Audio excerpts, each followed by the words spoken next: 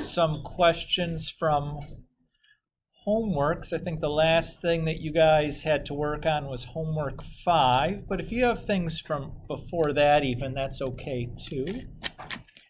But I think that was the most recent assignment, was homework 5.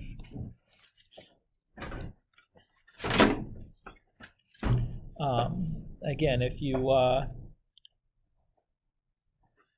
had something earlier than that, though, that's okay too, but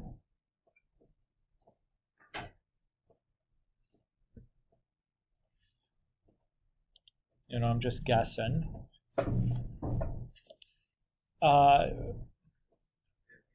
Yeah, I kept trying to, Brian was all that was coming to my head, and I'm like, that's not the right name. Don't say that. But the right one wasn't coming. So thank you, Anthony. 5, absolutely.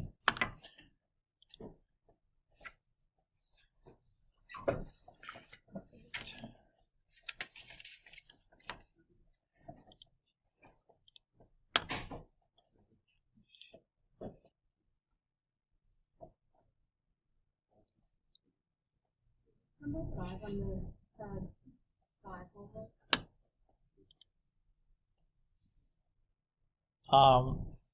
It's the number 5 that is on the screen right now on homework 5.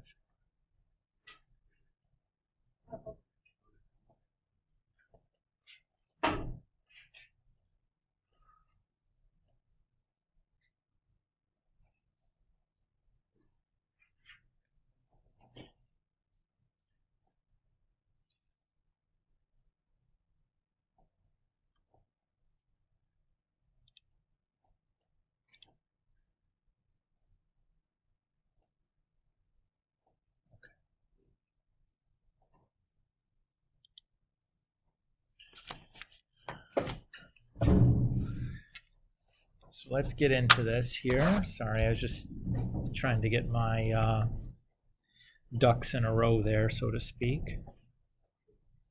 Okay, so number 5. The first thing we're going to do is determine that we're looking at 4 solutions, or at most 4 factors since the 4. Then I'm going to use the rational roots theorem to determine my possible rational zeros. So that's going to be the factors of 30 divided by the factors of 2. The factors of 30 divided by 1 is what I'll write down first.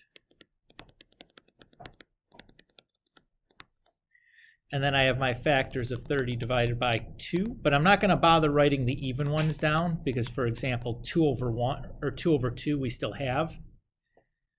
And like 6 over 2 is 3. So I'm not going to write down any of these even numbers over 2. Hi, Eddie. Hello.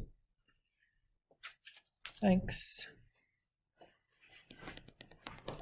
You could, and it's not wrong to do that. I'm just going to save myself the aggravation and skip writing them because they're already on my list. So far, so good? Okay. Now I'm going to take a look at my graph and try to see what's going on to get a good idea of which one of these I want to start with. So I pull up my y equals menu, I clear out whatever stuff is in there, and I'm going to type this in exactly as it looks on my paper.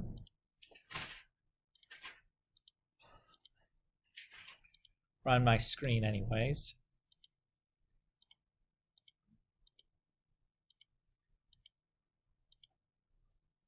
Nice little interface with the calculator and my screen where I could just like clip the equation off the screen and just drop it right into the calculator, save myself the aggravation having to press the buttons. Anyway, so I did that, and I'm going to reset my window. So I'm going to set my window between -30 and +30, because if I look at my list of possible rational solutions, that's the biggest and smallest value on that list. I'll probably end up having to zoom again because I don't think I'll be able to read where things are crossing at -30 to +30, but I don't want to miss anything. So, okay, so that maybe is -5 or 6. So maybe I'll say like -7 or 8 just to give myself a chance. That looks like up there at +1 or something. So maybe I'll go like -8 to +3 or something like that should be enough to see what I need to. Again, I'm just kind of eyeballing that, and if I need to go back, I might go back and like put something else in. But for right now, that's probably going to be good enough. Okay. So let's see, that's -1, 2, 3, 4, -5. And then that looks like -1.5, +1.5. Agree with that? Now, we have 4 solutions here, but I only see 3 x-intercepts. So that's weird, but that can happen, right? So a couple of things could be going on. One, you could have a duplicate solution, like one of those x-intercepts might be like a double solution. That could be. You could have an imaginary solution, like you just can't see it. You'll never be able to see the imaginaries on the graph. I mean, that could be. Or maybe you have something like our picture's not quite good enough, like this little piece here is actually like crossing twice or something if I zoom really closely in. From where I'm really matter, -5 is rational, right? That's definitely on my list. Now, -1.5 and +1.5, I kind of estimated, right? So I'm not sure if those are the over 2 or if there's something else. Because I can see it crossing right at the tick mark at -5, but in between, like, could easily be like 1.6, and I can't really tell the difference. So if I'm picking something to do the synthetic division with, I'm going to pick the whole I'm going to start with.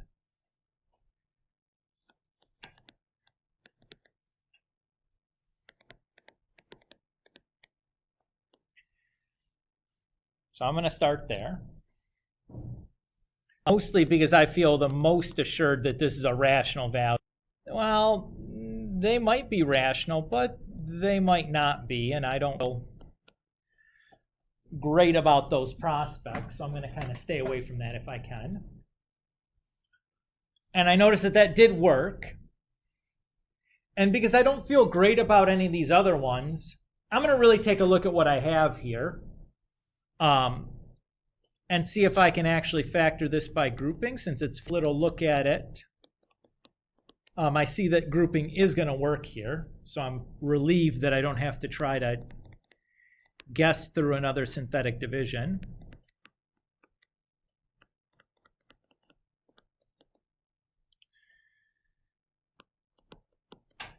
So that worked, right? Because I got 2x plus 3 for both of them.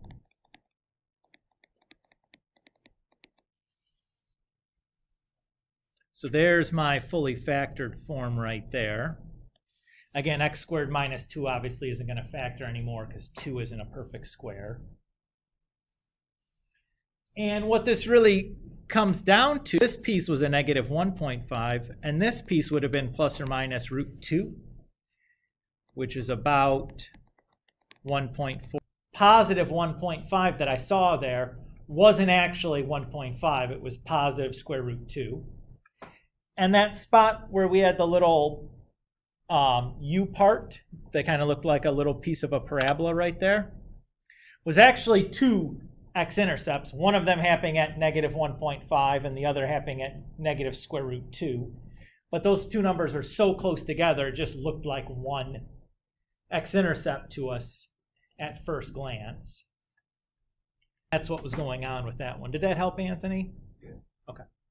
Now, it would be nice to know a little bit about if there's any way I could have determined a little, or had a little bit better inkling that there was an irrational or irrational roots in here going on, so I would know to try to avoid those doing the synthetic division. That's one of the things we'll talk about today that'll help give us a little bit more guidance as to when to expect that. So that's good. That'll be coming later today when we get into the lecture. And that certainly would have been nice on a problem like that. What else do you guys have to want to talk about?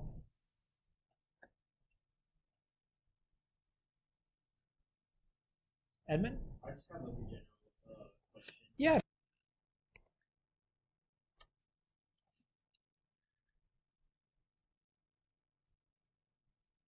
soon as my OneNote wants to respond. My computer's been terrible today. Like, literally the slowest, most uncooperative piece of garbage.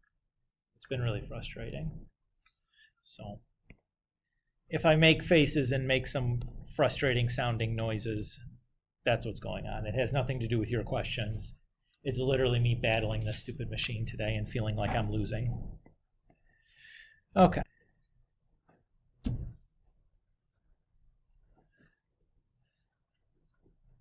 It's like I wrote that and this is what I get. It's like literally moving that slow that it can't keep up with me, like writing things down. And maybe this will start moving here, I don't know. So again, we do this part.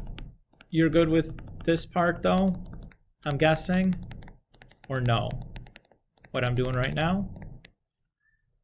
Melissa, Yep. you're okay there? Yep. Wait, to get that, do you have to divide? So then on the other one, you divided the 30 by 2. Well, the leading coefficient's 1, so Yeah. I'm just dividing by 1, which does nothing.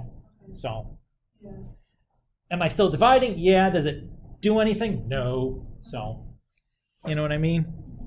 I don't want to phrase it like, oh, we didn't do any division. Oh, I did divide. It's just by, yeah. Of course. I'm just dividing by 1, so it's like kind of not really doing anything. Try this again. So I'll type in my equation now. See what I get.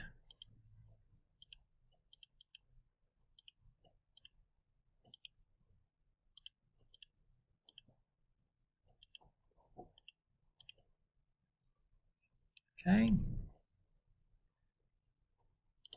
Go away. Zoom with your advertisements.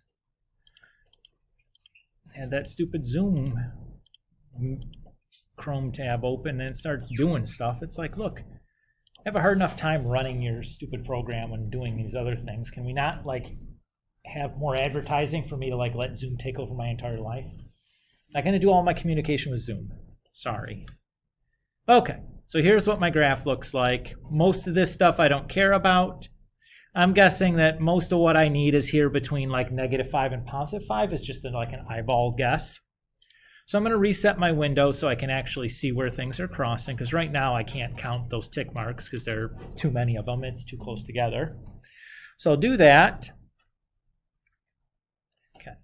So I see 2 x-intercepts here. One of them appears to be at -2, and then one maybe a little bit more than -2.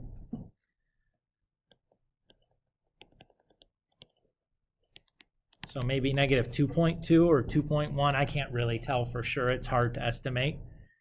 Looks like maybe +2.2 and then +3. So -2 and +3 are on my list of rational zeros there above, but -2.2 and +2.2 definitely are not. Those have to be irrational because there's no fractions on that. So those decimals there definitely got to be irrational. So there's no way I can use those to do my synthetic division. So I'm going to be limited on my synthetic division. I got to either do -2 or +3, but that's okay because they're both good choices. I'm just going to start with -2 because this is the first thing on my list. There's no real reason that you need to start with that one, though. You could have just easily used 3 if you don't like negatives or whatever. Some people don't like negatives. Oopsie-daisy.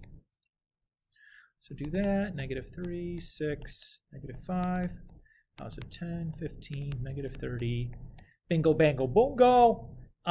If you look at that, you'd see that you do have something that's factorable by grouping, if you took a quick look at that 4-termer. But I also have a -2 that I think I can do synthetic division with, and I think the synthetic division will actually be a little bit faster than doing the factor by grouping. So I'm just going to go ahead and do that. It doesn't really matter. Either way it'll work. I just think this will be a little bit faster for me. So I'm going to do it that way. You could have just as easily stopped at that previous step and done this, or the grouping. And that would be okay also. So that worked.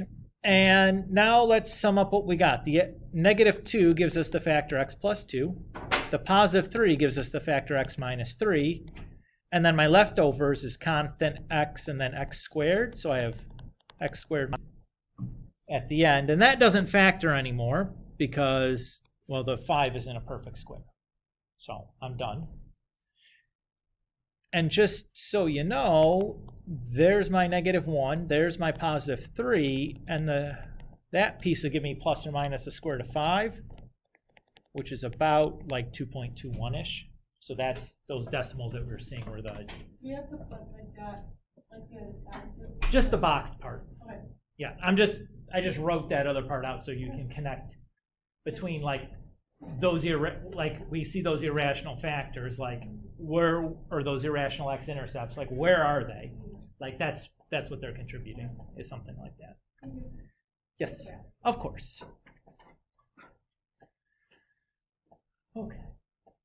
What do you guys think? Are we ready to go? Deuce, move forward. Do it. Let's do it. We're going to put the last couple of pieces of the puzzle together today to kind of round out this polynomial factoring method that we've been kind of building out here the last several lectures. But the last ones are some pretty good ones. So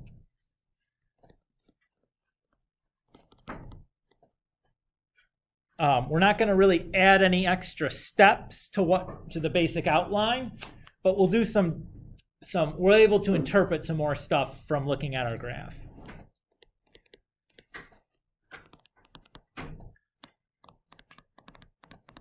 So we're going to get 3 new theorems today that we'll add in. One of them will be super valuable to us, and the other 2 are like, they're helpful. They're not like the greatest or most useful 2 in the world, at least for doing this factoring piece.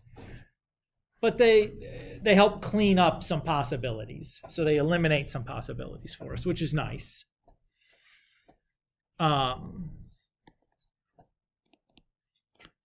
So the first theorem, bounce straight theorem. And it says for a polynomial f of x with x-intercept, we say that if x equals a is a bend, then x minus a is used an odd number of times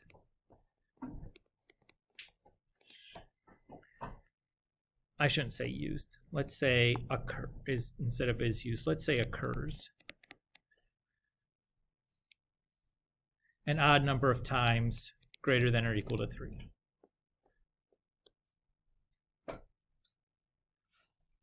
So the question is, what do I mean by a bend there? We'll talk about that in just a second. We'll draw some pictures to make that clear.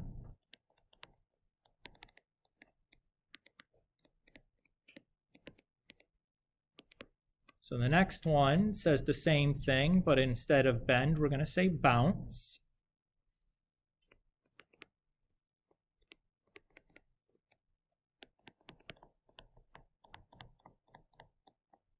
And instead of odd, even.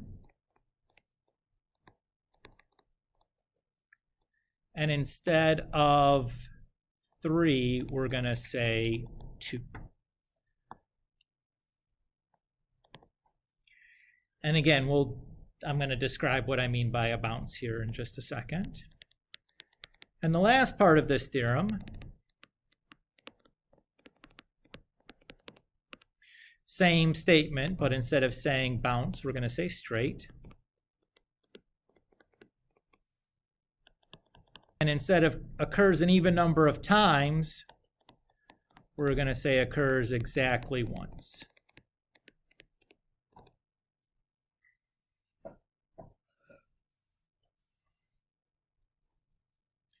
So this theorem is quite useful for us in predicting whether we have any multiplicities going on where any of these factors, we might have to use the same number more than once when we do the synthetic division. And the best part about this theorem is that we can make that diagnosis just by looking at the graph, which we're already doing anyways, right?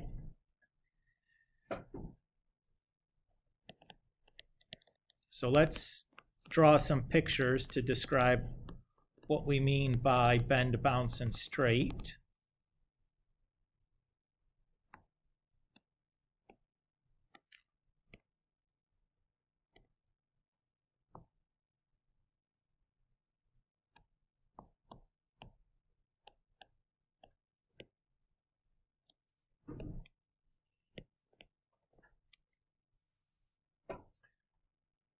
So this is an example of an x-intercept that's a bend.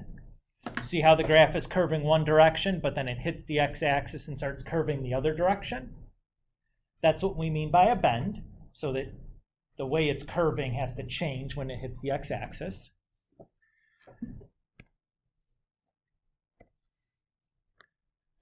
The next one we'll talk about is a bounce,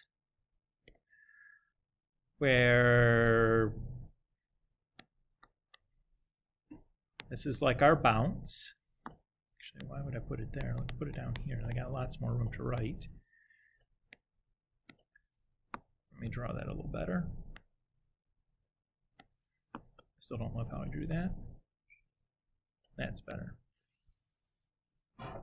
So the bounce, it's like hitting the x-axis and then going back the same direction that it's coming from. Is that okay with that idea? Those are typically the easiest ones to point out or to notice.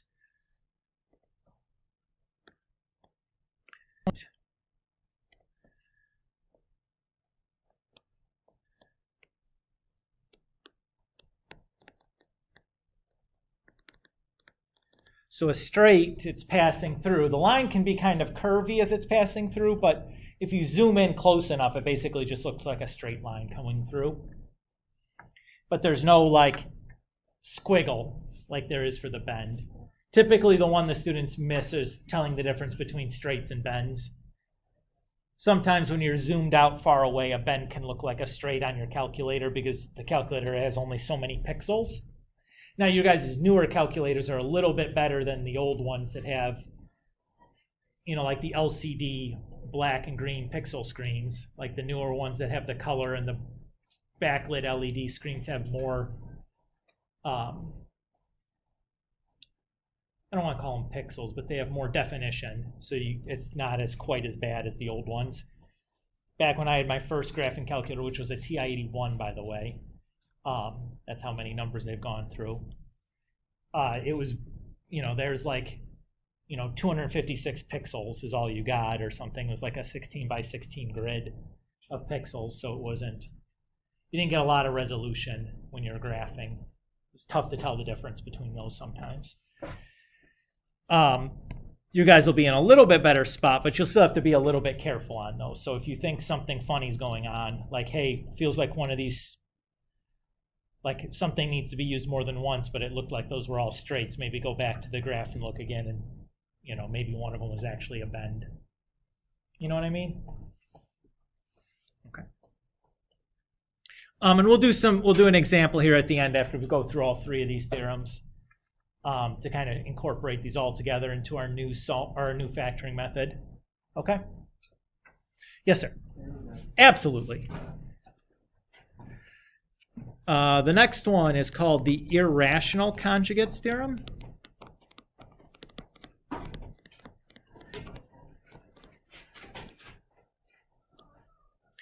And it says for a polynomial, I guess let's say equation, that's probably the easiest way to phrase it. F of x equals 0. We say that x equals a plus b square root c is an irrational solution if and only if x equals negative, or I'm sorry, x equals a minus b root c is also an irrational solution to f of x equals 0.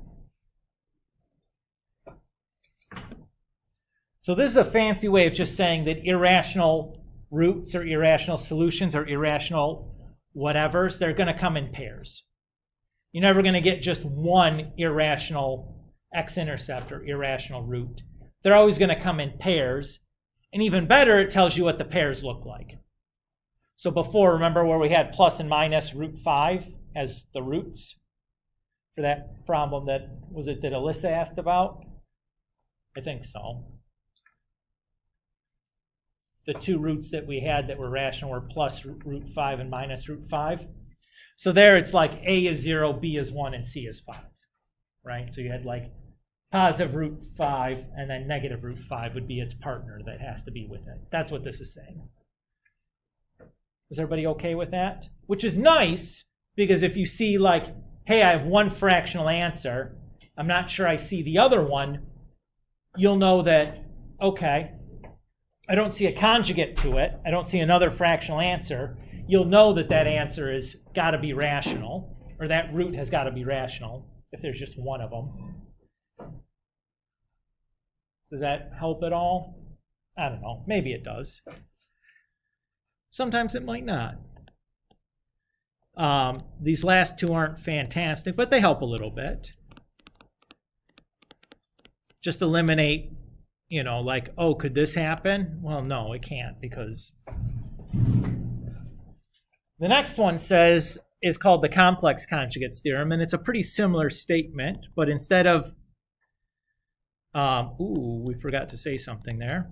That's okay, we'll straighten that up in a second.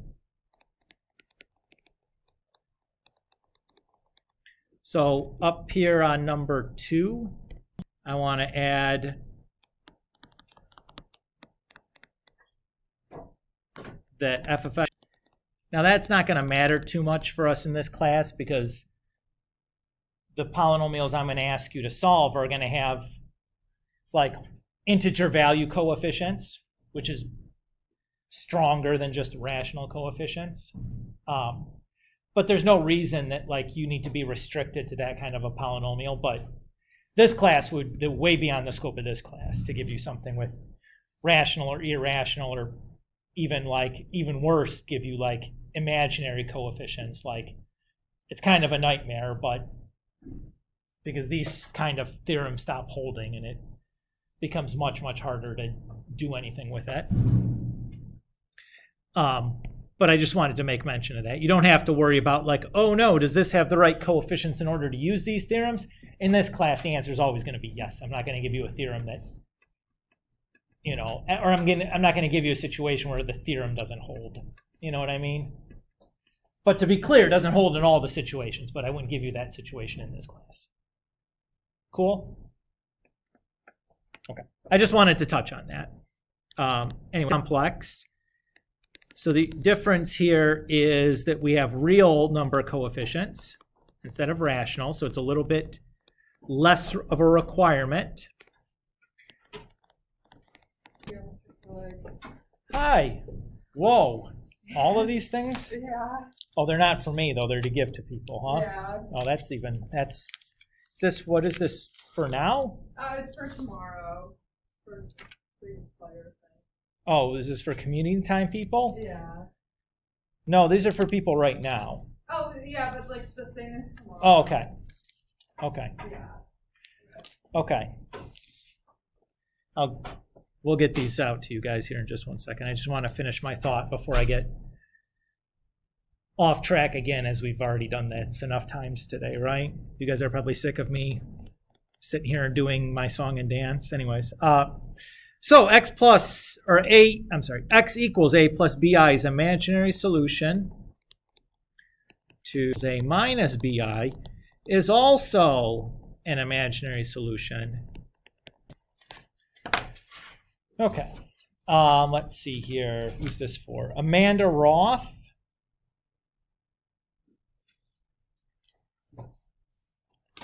And then I got a Maddie Frazier.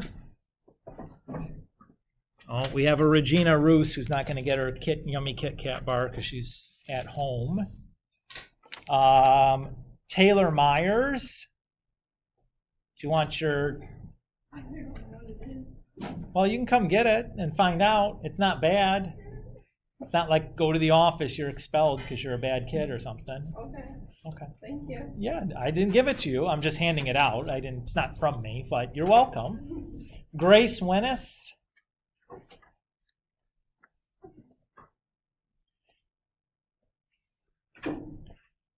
And Mackenzie Shirley.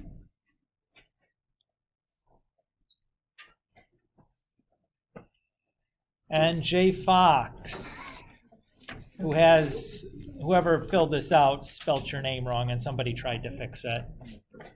I know, that's always the most personal touch.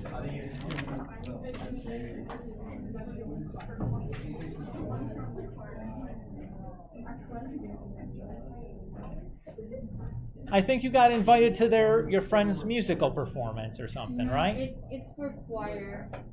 Trying to get choir thing, I think. Yeah, I think it sounds like it's nice, like you're going to get some ice cream or something.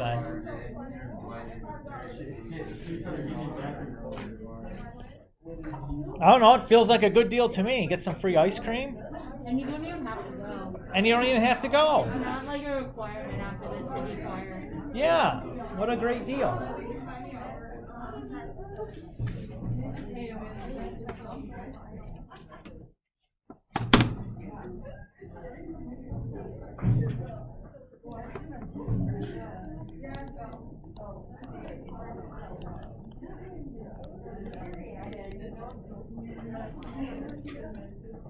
All right, here let's do an example now, and then we'll kind of talk through this together. Try to go slow through this, and then we'll talk about the assignment and try to be done for today. I've reached my frustration limit with the technology involved, and I'm ready to just pout about it. Not a joke. I mean, I was trying to be funny, but it's like kind of bad mama jamma looking polynomial here that I'm asking you to factor. What's the last number? Oh, can't see it. It's an 8. It's because it's fighting with me about where it wants to be on the screen. So we'll go through this and kind of illustrate the whole method and kind of talk through how I'm using these different parts and these different theorems. Okay? Okay, so we start the... So we know that there's 9 solutions. And the rational solutions have to be the factors of 8 divided by the factors of 1. So 1, 2, 4, 8, all positive or negative.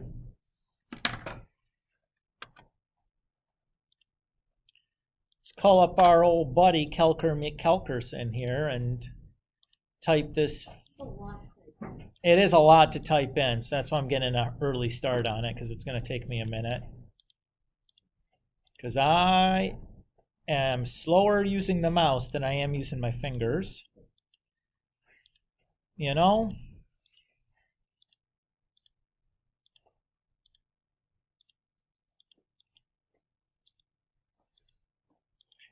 Back when I first started as a teacher, they had the you had those like overhead projectors that are on like the little cart with and you had a little mount that would go on it that would project your screen of your calculator onto that, and then it would go up on the board. So you could actually just type on your actual calculator and it would just display that, which wasn't very helpful when showing students what buttons to press. Like at least this, you can watch my mouse or whatever if you're curious about the buttons that I'm pressing. But man, it was a lot faster to type something in doing that. It's amazing for a job that I don't feel like I've even been doing that long how much things have changed. At least from that kind of perspective. Anyways, I'm just killing time while I type in the never-ending polynomial. So I'll go to my window now and set my window range from -8 to +8. And go ahead and hit graph.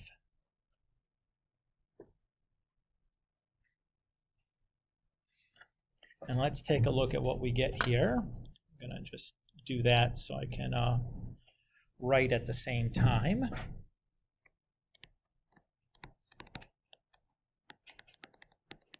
So it looks like I have an x-intercept at -1, but my calculator is still thinking. You see that little bar in the upper right-hand corner moving? Frozen now because I think everything on my computer is lagging. But when it's moving, it's the calculator's thinking, trying to do stuff still. Okay? And that's intercept at +2. And the calculator's still thinking. I'm not sure if we're going to get another one or not. But when that thing goes away, it's all the way done. It just would have been done like 4 times if you did it on the calculator by hand, not on my computer. But apparently even the ROM is probably doing some kind of internet communication that's can't do it fast enough. I don't know. Maybe there's an update that needs to run. Oh, I see the part of the culprit here. How many times have I turned this stupid thing off today? It feels like I've turned off this stupid Google Sync about 100 times. It keeps coming back on me. It's like I have enough things sucking up my bandwidth off my computer. I don't need Google to sync my drive for whatever it thinks is going on. But it's done graphing. It has stopped, so that's nice. So let's try to analyze what we have, what we can say now. -1 and +2 are both on my RRT list. So that tells me that they're both rational. But I should see up to 9 x-intercepts. I have 2.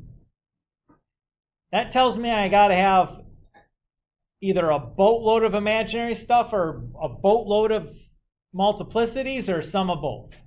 Everybody okay with that idea? So let's go and use our bend, bounce, straight theorem to try to determine what kind of multiplicities are going on here. So when I look at -1, is that a bend, a bounce, or a straight? That's a bounce, right? Everybody agree with that? And the bounces can be used an even number of times, at least 2, so like 2 to 6 times, etc. So I'll just kind of write that down as a reminder to you guys. That's what the bounce tells us. So it's going to be used an even number of times, at least 2.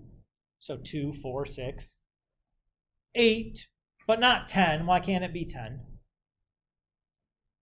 There's only 9 of them, so definitely can't get to 10. And in fact, I can't even get to 8.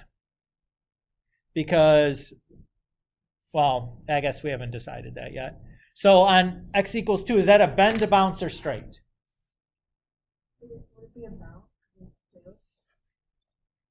Well, you have to look at how it's crossing the x-axis. The number has nothing to do with it. It's the shape of the picture. So I heard somebody say bend, I heard somebody say straight. It's hard to tell looking at the picture right now. So this is the place where I think students have the hardest time. Looking at this, I can't tell. I would need to zoom into that area. Because I see it do a little zag, right? It did like 1 pixel to the right. But I can't tell if that's a bend or if that's just like going straight through because it's so steep right there. So I'm going to zoom in right around that. So I'm going to go from like 1.5 to 2.5 and really just take a good close look at that.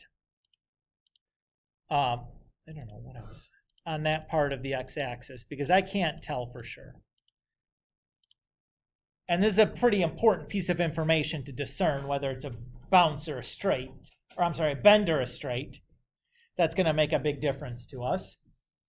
So I'll reset my window to get a better look. Boy, I'm glad I did, right? What is that? That's definitely a bend now, right?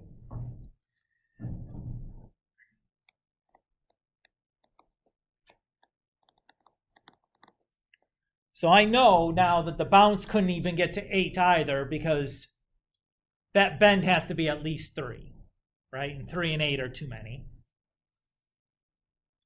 And the biggest my bend could be is a 7, because the bounce has to be at least 2, and 2 and 7 are 9. Can't get bigger than that. Everybody so far so good? So let's make a little table to sum up what's going on here in possible solution sets. So what's going on in this table is just going to be the number of times that solution can occur.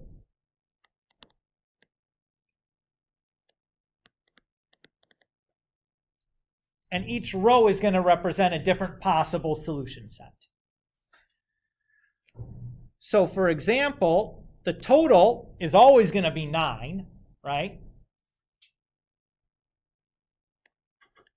Did we see any decimals on our list or on our x-intercepts? So that tells us we have no irrationals.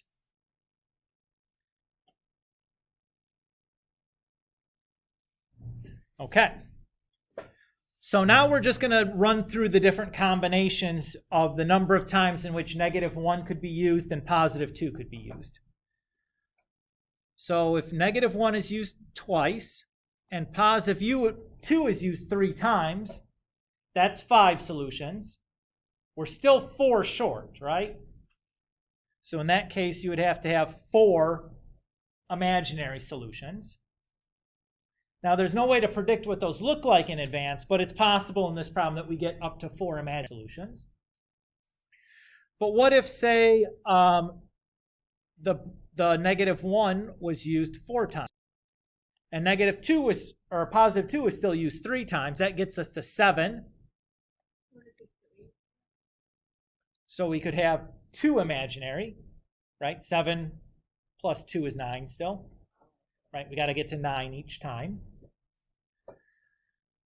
Or what if instead -1 was 2 and +2 was 5? Again, that gets us to 7, so there'd be 2 imaginaries. Or what if they were 4 and 5? That would leave us 0 imaginaries. Or I could do 2 and 7. That would get us to 0 imaginaries. Or I could do 6 and 3. Right? So I think those are all the different possibilities that could happen. Everybody okay with that? Okay. Now, the big takeaway here is this is the line that I really care about. Because I know straight away when I start doing my synthetic divisions, I'm going to do -1 twice, and then I'm going to do +2 3 times, and then I'm going to see where I'm at to make a decision from there. Because I know -1 can be done twice, and I know +2 can be done 3 times. Is everybody okay with that plan? Okay. So I always start with the minimums because that's the stuff I know, and usually by then I have a better idea of what's going on. All right. So let's start our synthetic division then. And again, doesn't matter which one you start with. I'm going to start with the -1 just because it was the first. But if you don't like the negatives, you could certainly do the positive or something if you wanted. The +2, I mean.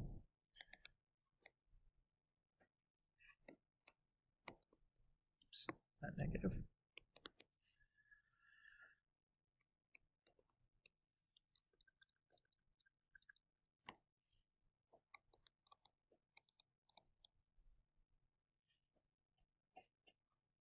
Oh boy. Okay. Woo! That was a long one. All right, let's rock and roll this thing.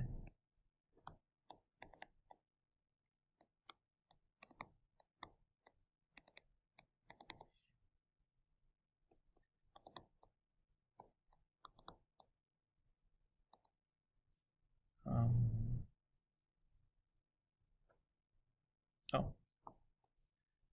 Wait a minute. Something happened here. I did it too fast and I made a goofoo.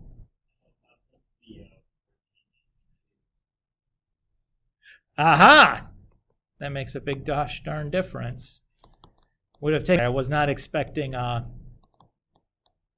mistake to be writing down the problem initially. I thought it would be my arithmetic, but thank you. That helps. That helps. Helps. All right. And I know, so I'm not even going to stall and look at what I got here. I'm just going to dive right into my next synthetic division.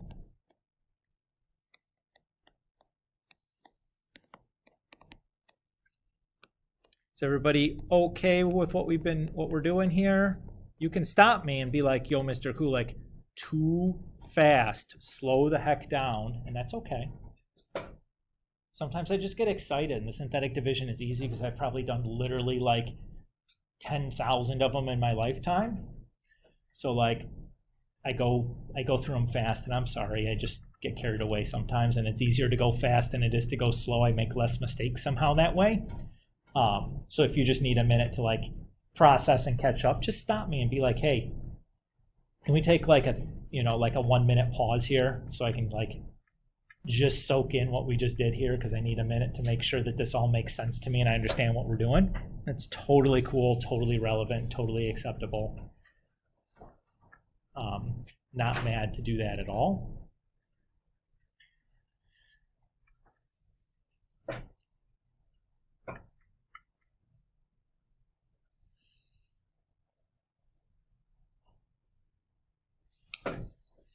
So I've done -1 twice, right? That was the minimum number of times that could be used.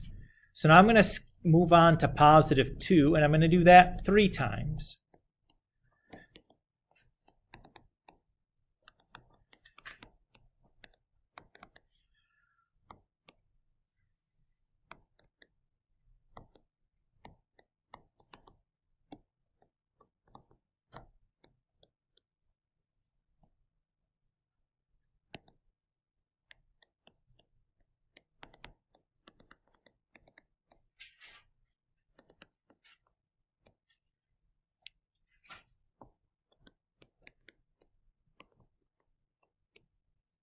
And one more time, because I know it can be used 3 times, so I'm not even bothering to stop until I've done that.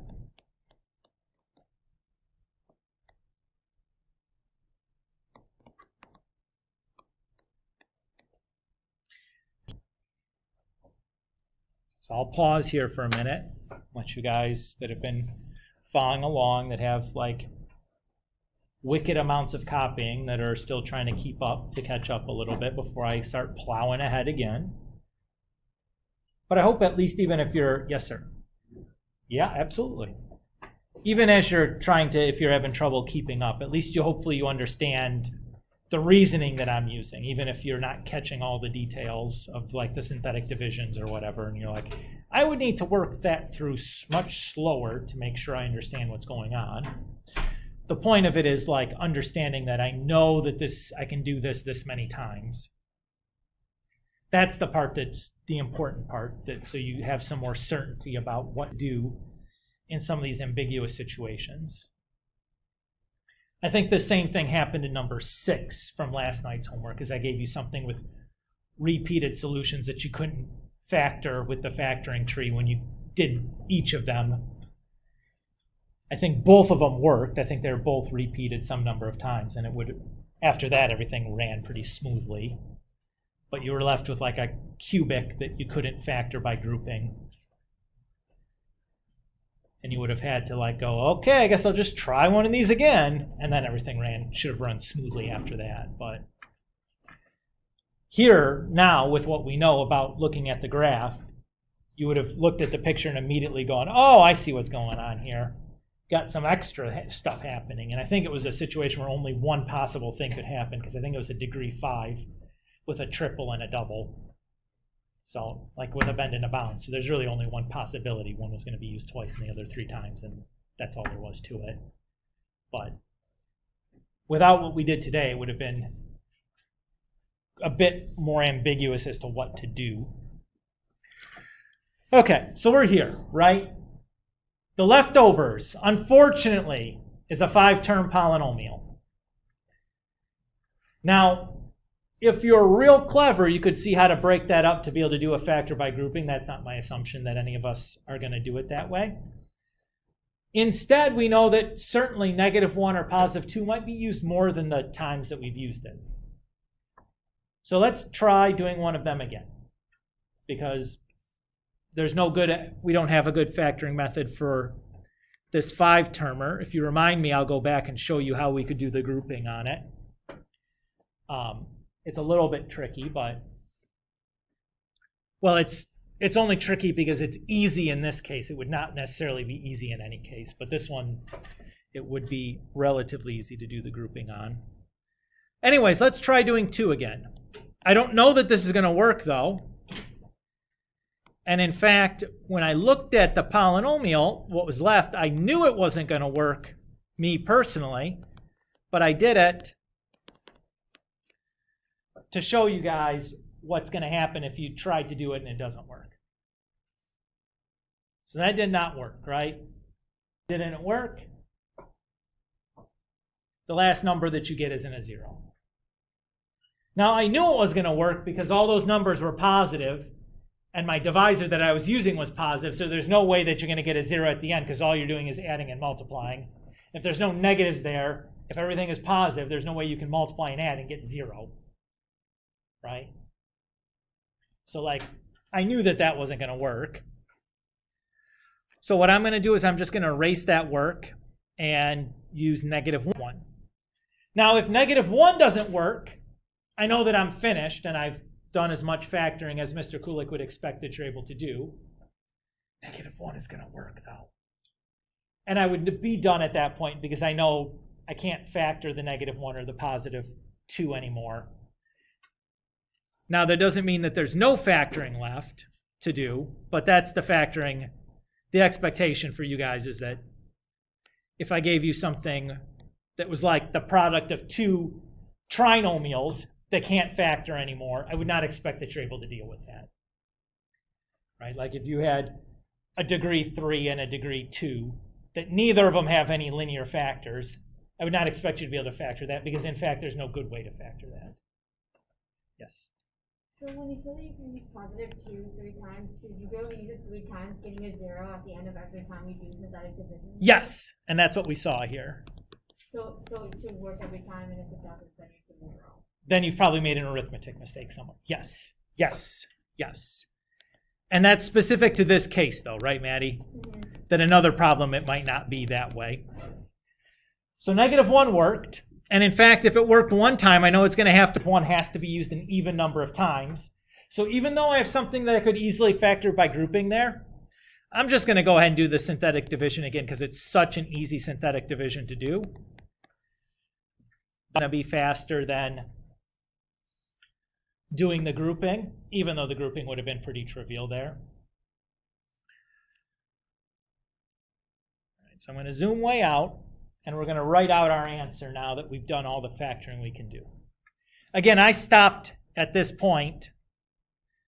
I guess I should mention that. Because I have a trinomial left, right? And if I get a trinomial or a quadratic trinomial left, actually it's not how you're going to call it. If I get a quadratic left, I'm stopping because any factoring from that point is going to be easy to do. If there is even any factoring left to do. I'll just take care of it myself by hand. Because it should be pretty darn fast, especially when the leading coefficient is 1. All right. So let's see. How many -1s did we get to work? Got 1, 2, 3, 4 of them. So I'm going to have 4x plus 1s. And I have then how many 2s did I get to work? 3. So I have 1, 2, 3. So I have x minus 2 3 times.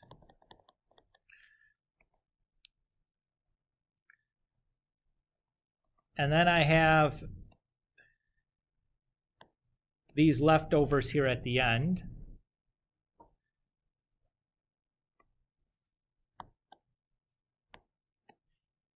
So that's x squared plus 1. And it's fine to write your answer that way, but that's not the way that I would write my answer because, well, I'm lazy and I don't want to write all those things that many times. I would write it this way and use exponents. But either is fine. It's no big deal. One way or the other, either is okay with me. Is everybody okay with that? Those two forms are equivalent. I'd give them no preference. They mean the exact same thing. One is less writing than the other. That's the way that I would write it because, well, I'm lazy and I don't want to write down more than I need to. But whatever's more natural to you or whatever makes more sense to you is perfectly fine. So they're not all this long. This was like as long as I need you to do, right? Something where you have to do 5 synthetic divisions is like, no, 7 synthetic divisions is kind of a pain, right? I would probably not give you something this lengthy on a test because, well, I can give you something that's much shorter that has the same amount of ambiguity that takes way less time. I don't want the whole test to be spent you doing synthetic divisions, hoping not to screw up some arithmetic, right? So I would not necessarily do that, something this nasty on the test. Your homework for this, I just have 3 problems that I'm going to ask you to factor. So they're all, you know, some of them, they get a little bit longer towards the end, but they're not terrible. And factored them, the next 3 questions I ask you to solve the same polynomial. But all you need to do is take your factored answer from part 1 and set the factors equal to 0 and solve, right?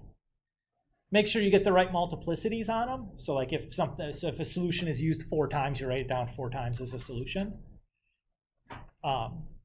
But that part should be pretty easy. I just didn't want to get too far afield from solving polynomials also, even though the factoring part is the hard part. Does that feel okay, Alyssa? Can you just explain like how you knew how many times to do like -1 and 2?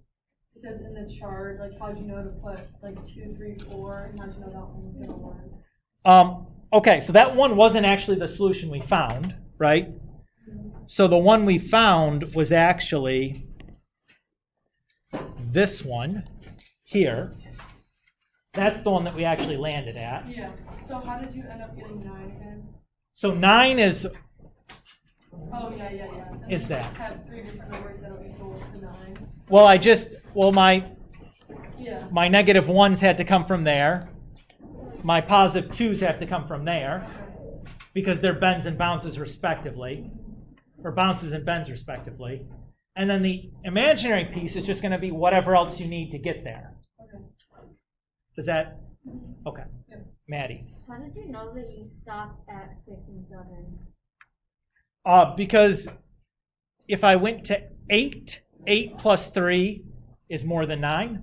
Okay. And if I went to 9, 9 plus 2 is more than 9. Yeah. So I knew that, like, any more than that, if I take the minimum from the other one, I get too many.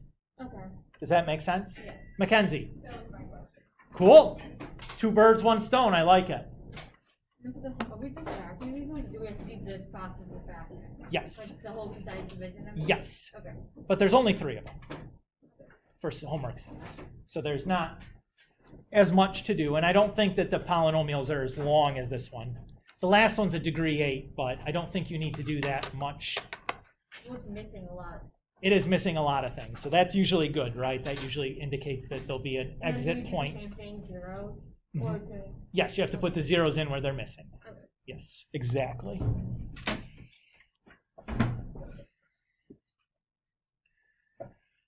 Oh.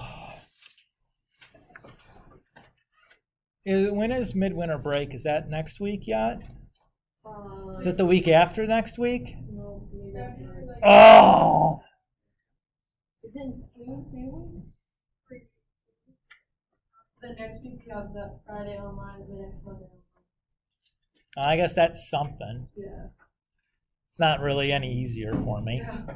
What would be easier if they would just be okay with me making a video and saying, here, like, do this when you feel, like, watch this and do this afterwards whenever you feel like it, students. And I could just sleep all day. Yeah. Not really. I'd use the time to catch up on life in general.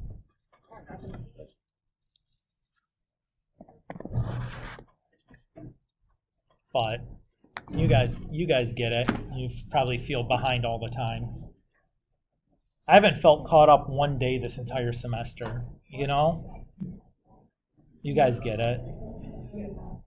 Anyway, so next time in class, my plan is just going to be to give you guys some more problems like these and just let us work through them in class with a partner or whatever, and you can kind of check your work as you go, and it'll just be a day to like do some stuff and get comfortable with it now that we've seen the whole process. There's a little bit more content that I want to do in this chapter after that, but this feels like a good place to kind of pause, let everything soak in, do some practice, get comfortable with like using our calculator and like doing these synthetic divisions a bunch of times and interpreting these graphs and that kind of stuff. So it'll be a pause here for a couple of days. Well, for a class anyways, while we get going on that stuff. On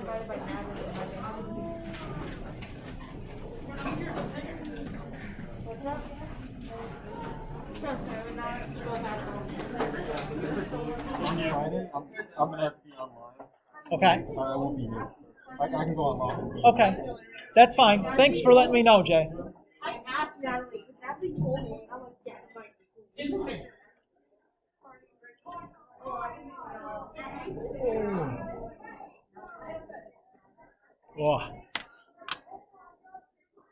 Oh, those of you learning from home, you can go.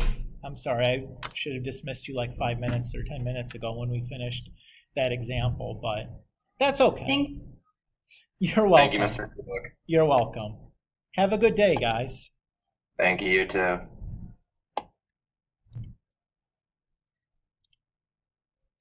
right, get rid of that thing.